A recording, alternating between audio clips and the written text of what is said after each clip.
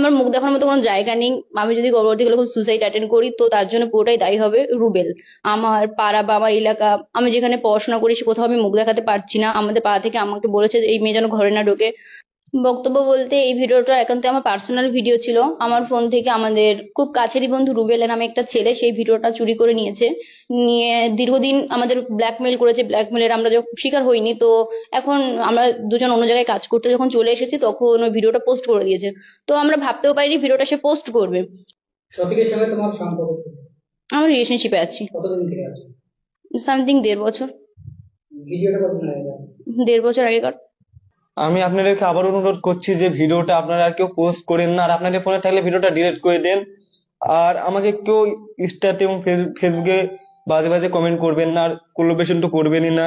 আমার নিজেরই খারাপ লাগছে ভিডিওটা, কারণ আমি তো ভুল করেছি। আর আপনারাও আমার এই ভিডিওটা বেশি বেশি করে শেয়ার করে ভুল করছেন।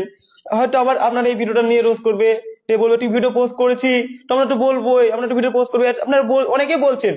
তো সত্যি বলতে গেলে আমি আগে থেকেই ভাইরাল ছিলাম, আর সত্যি বলতে গেলে আমার মান সম্মান নষ্ট করে আমি কখনো চাইবো না যে আরো ভাইরাল হতে। তাতে আমার কোনো, কি বলবো, কোনো মান সম্মানই তো থাকলো না যদি আমি এরকম কাজ করি। কারণ নিজের ইচ্ছে মান সম্মান নষ্ট করবো, এটা কখনোই করব না। যেহেতু ভিডিওটা করেছি, আমি ভুল করেছি, আমার লাইফে যদি বড় ভুল হয়ে থাকে সব থেকে, তাহলে এটাই আমার লাইফে সব থেকে বড় ভুল।